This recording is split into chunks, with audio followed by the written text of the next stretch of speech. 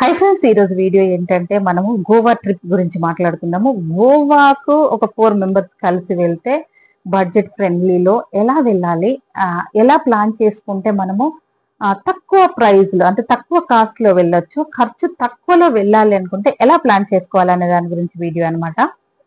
మనము గోవా వెళ్ళాలనుకుంటే by road and train and flight కదా. సో ఎందులో వెళ్తే మనం ఎలా స్పెండ్ చేయొచ్చు అంటే వ్యూ అనేది ఎలా చూడొచ్చు. ట్రైన్ లో వెళ్తే ఒకలాంటి వ్యూ ఉంటుంది, ఫ్లైట్ లోనైతే అసలు ఏముండదు, 1 hour లో మనం రీచ్ అయిపోతాము. ఇక మనం కార్ లో వెళ్తే గనక అక్కడ ఉన్న ఘాట్స్ అయి ఉండొచ్చు.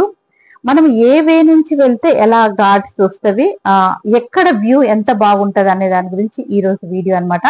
ఇక వీడియోలోకి వెళ్లే ముందు మనం మాట్లాడుకునేది ఏంటంటే, ఇప్పుడున్న ఈ ప్రెషర్ ప్రపంచంలో ఎక్కడ చూసినా జాబ్స్ అసలు దొరకట్లేదు. పిల్లలు చదువుకొని ఏం చెయ్యాలో ఎలా చెయ్యాలో అనే అంటే జటిలమైన పరిస్థితిలో ఉన్న వాళ్ళ కోసం ఈ రోజు వీడియో అన్నమాట. సో అంటే మనం 3 nights 4 days Goa trip plan చేసుకునే వాళ్ళ కోసం ఈ వీడియో చాలా యూస్ఫుల్ అవుతుంది అని నేను అనుకుంటున్నాను. సో ఇప్పుడు ప్లాన్ చేసుకోకపోయినా ఫ్యూచర్ లో ప్లాన్ చేసుకున్నా కానీ ఈ వీడియో వేస్ట్ అయితే అవ్వదండి. తప్పకుండా యూజ్ఫుల్ వీడియో, ఎందుకంటే మేము 4 మెంబర్స్ కలిసి వెళ్ళాము.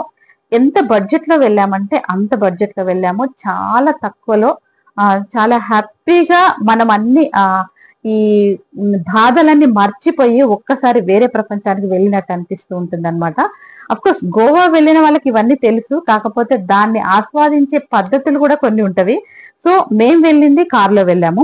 కార్ లో 4 మెంబర్స్ అంటే 4 ఫ్రెండ్స్ కలిసి వెళ్ళాం అనమాట. సో వెళ్ళినప్పుడు మనకు ఎంత ఖర్చు అయింది, మనం ఎలా వెళ్ళామనే దాని గురించి ప్లాన్ చేసుకుంటాం. సో దీనికి ఫస్ట్ మనం గోవాకు ప్లాన్ చేసుకోవాలనుకునే వాళ్లకు దీనికి 3 సీజన్స్ ఉంటవి. ఒక్కొక్క సీజన్ గురించి మనం మాట్లాడుకుందాము. ఒకటి పీక్ సీజన్, ఒకటి షోల్డర్ సీజన్ అండ్ ఒకటి ఆఫ్ సీజన్ అని ఉంటాయి అనమాట. పీక్ సీజన్ ఎప్పుడు అంటే నవంబర్ టు ఫిబ్రవరి వరకు మనకు పీక్ సీజన్ అన్నమాట. అప్పుడు ఆ టైంలో కనుక వెళ్లే వాళ్లకు మనకు అన్ని వాటర్ రైడ్స్ ఉంటవి, ఏ రైడ్ అయినా ఎక్కొచ్చు.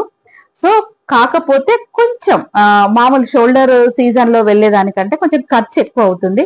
కాకపోతే మనం ఆ సీజన్ లో వెళ్ళాలి, ఆ వాటర్ రైడ్స్ అన్ని మనం ఎంజాయ్ చేయాలి అనుకుంటే మనము నవంబర్ టు ఫిబ్రవరిలో వెళ్ళొచ్చు అనమాట.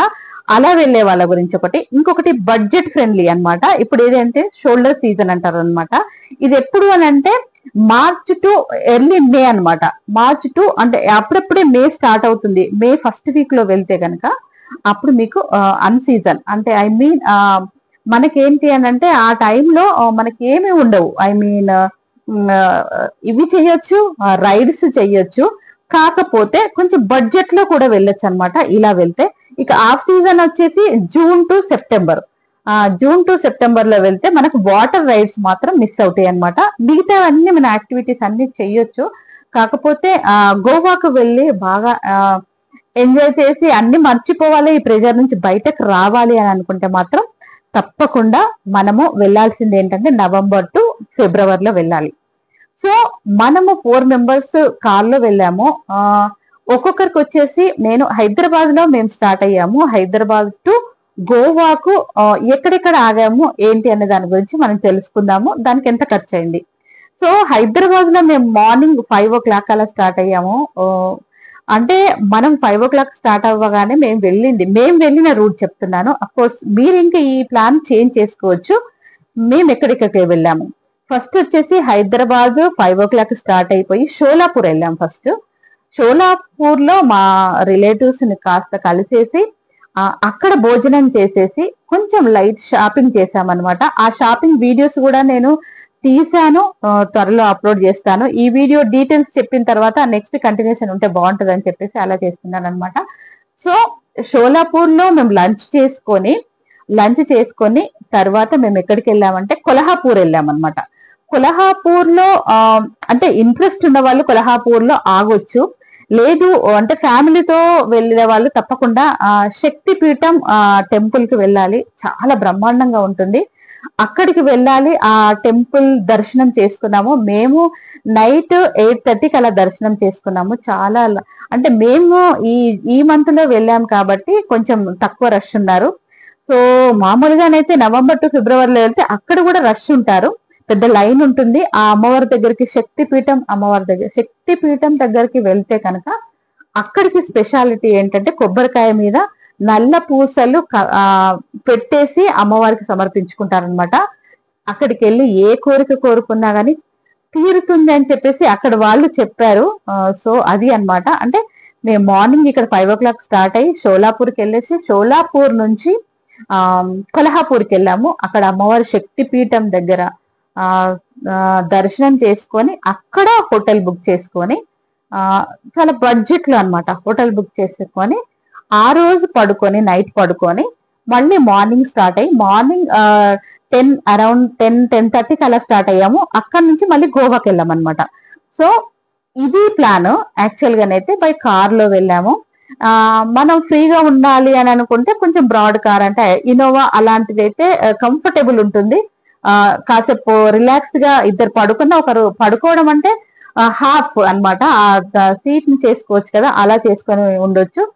కొంచెం చిన్న కార్ తీసుకుంటే ఇంకా మనకు తక్కువ అవుతుంది. అఫ్కోర్స్ కొంచెం బ్రాడ్ గా ఉన్నది తీసుకుంటే ఒక డ్రైవర్ ఒక 4 members కలిసి వెళ్ళిన ప్లాన్ అన్నమాట ఇది.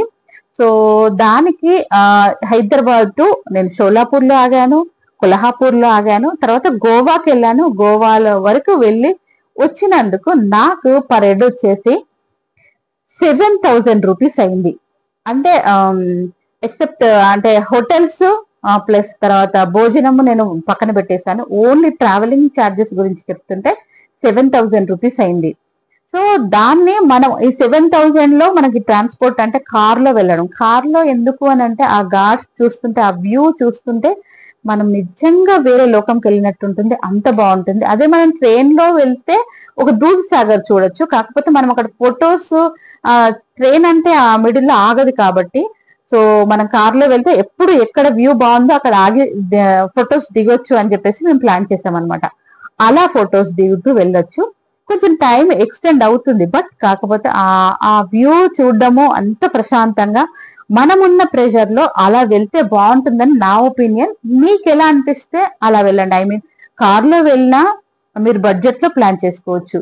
మేము షోలాపూర్ ఇవన్నీ టచ్ అయినవి, అవి మేము టచ్ చేసుకుంటూ వెళ్ళాము. మీరు కావాలనుకుంటే డైరెక్ట్ వెళ్తే ఇప్పుడు నేను చెప్పిన బడ్జెట్ కంటే 7,000 రూపీస్ తోనే మేము వెళ్ళి వచ్చామన్నమాట పర్ హెడ్ వచ్చి ఒక్కరికి. సో ఇంకా మనము అంటే షోలాపూర్ వద్దు అని అనుకుంటే మీరు కొల్హాపూర్ ప్లస్ అలా కూడా వెళ్ళొచ్చు. ఇంకా మిడిల్ లో మనకు యాడ్ అవుతుంది, ప్లస్ అవి కూడా అటెండ్ చేసుకుంటా వెళ్ళొచ్చు అనమాట. గోవాకు వెళ్ళిన తర్వాత అక్కడ మెయిన్ ప్లేసెస్ అంటే మనము 3 nights 4 days కాబట్టి ఆ మెయిన్ ప్లేసెస్ ఏంటి అన్నది ఒక 5 మెయిన్ ప్లేసెస్ ఉన్నవి, వాటి గురించి మనం మాట్లాడుకుందాము. 5 మెయిన్ ప్లేసెస్ ఏంటి అంటే దీన్ని అగోడా ఫోర్ట్ అంటారు, ప్లస్ చకోరా ఫోర్ట్ అని 2 ఫోర్ట్స్ ఉంటాయి అనమాట. దాన్ని అగోడా అని అందరూ అంటున్నారు, కాదు, కరెక్ట్ గా పలకాలి అని అంటే అగువాడా ఫోర్ట్ అన్నమాట ఇది. దీన్ని మనము ఏంటి అంటే 17వ శతాబ్దం పోర్చుగీస్ వాళ్ళది అనమాట ఇది.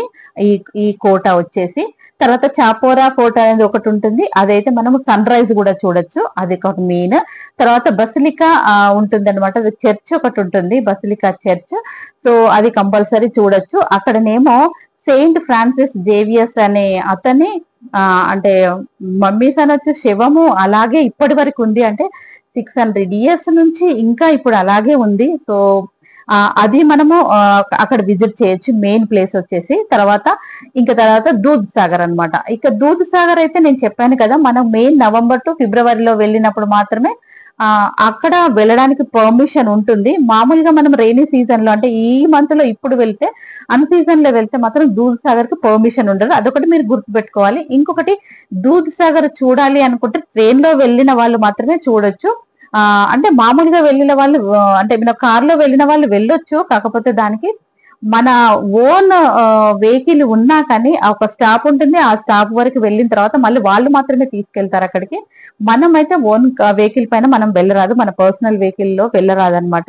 ఇది ఒకటి. మీరు కావాలి అని అనుకున్న వాళ్ళు దూద్ సాగర్ స్పెషల్లీ చూడాలి అనుకునే వాళ్లకు ట్రైన్ అయితే చాలా కరెక్ట్ అని నాకు అనిపిస్తుంది అనమాట.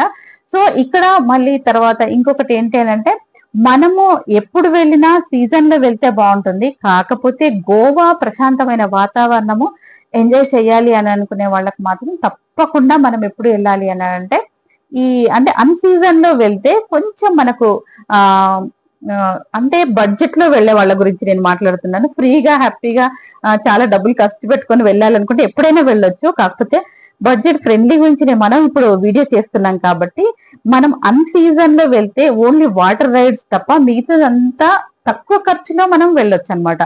రూమ్స్ కూడా చాలా తక్కువగా దొరుకుతాయి, ఫుడ్ కూడా చాలా బాగా క్వాలిటీగా దొరుకుతుంది, ప్లస్ మనకి ఎక్కడికి వెళ్ళినా పీస్ ఆఫ్ మైండ్ దొరుకుతుంది అనమాట. అదే మనం సీజన్ లో వెళ్తే ఎక్కడ చూసినా రష్ ఉంటారు అక్కడ. ఎందుకు అంటే నేను వెళ్ళింది ఈ టైంలో కాబట్టి నేను చూశాను, నాకు ఇప్పటికే అనిపించింది ఇది అన్ సీజన్ అయినా ఇంత రష్ ఉండాలని అనిపించింది అనమాట. ఇక బీచెస్ విషయానికి వస్తే మెయిన్ అయితే కాలాంగుట్ బీచ్ అనమాట. ఇది నార్త్ గోవాలో ఉంటుంది. సో ఇది బాగా బీచ్, కాలాంగుట్ బీచ్, తర్వాత అంజనా బీచ్ అన్నమాట. ఇవి బీచ్లు. తర్వాత సౌత్ గోవాకి వచ్చేసి ఏమేమి ఉంటాయి అని అంటే పలోలం బీచ్ ఒకటి, తర్వాత కోల్వా బీచ్ ఒకటి అన్నమాట. ఈ బీచ్లు మెయిన్ అన్నమాట. అంటే మనకున్న ఈ టైంలో వాటిని అడ్జస్ట్ చేసుకోవడానికి నేను చెప్తున్నాను అనమాట. ఇవి మాత్రం మనం అటెండ్ చేయొచ్చు. ఇన్ కేస్ 4 nights 3 days కాకుండా మీరు ఇంకా డేస్ ఎక్స్టెండ్ చేసుకుంటే కనుక కొంచెం మన బడ్జెట్, ఇప్పుడు నేను 7,000 రూపీస్ చెప్పాను ఎక్కడి నుంచి, హైదరాబాద్ టు గోవా వెళ్ళడానికి. మిడిల్ లో నేను ప్లేసెస్ కూడా చెప్పాను. అవి కాకుండా మీరు కొంచెం ఇంకా బడ్జెట్ ఒక 10,000 రూపీస్ వేసుకుంటే ఇంకా మీరు ఒక 2 days ఎక్స్టెండ్, అంటే 2 days కూడా వెళ్ళినా మీకేం ఖర్చు చాలా తక్కువలో మనము వెళ్ళి రావచ్చు అనమాట హ్యాపీగా. ఇంకా మీకు ఏమైనా డౌట్ ఉంటే తప్పకుండా నా కమెంట్ సెక్షన్ లో చెప్పండి. నేను మినిమం చెప్పాను, ఇంత తక్కువ ఖర్చులో హ్యాపీగా వెళ్ళి రావచ్చు, కార్లో వ్యూ చూస్తూ వెళ్ళి రావచ్చు. ఇంకా ఈ వీడియోలో ఇంకా చెప్తే మీకు బోర్ కొట్టొచ్చు. నేనైతే ఇది తక్కువ ఖర్చులో వెళ్ళడానికి ఎక్కడెక్కడ ఏం ప్లేసెస్ చూడడానికి, అంటే మెయిన్ ప్లేసెస్ చెప్పాను. అక్కడ టెంపుల్స్ చాలా ఉంటవి, మన ఇండియన్ అంటే మన హిందూస్ కి టెంపుల్స్ బాగుంటవి. క్రిస్టియన్ అయితే వాళ్ళైతే చర్చెస్ అవి బాగా చూస్తారు కాబట్టి వాళ్ళకి అది యూజ్ అనమాట. సో ఇది అన్నమాట ఈ రోజు వీడియో. సుత్తి అనుకోకండి, నేను చెప్పేది మెయిన్ ఇంపార్టెంట్ విషయాలే చెప్పాను. ఎక్కడ స్కిప్ చేయకుండా చూడండి.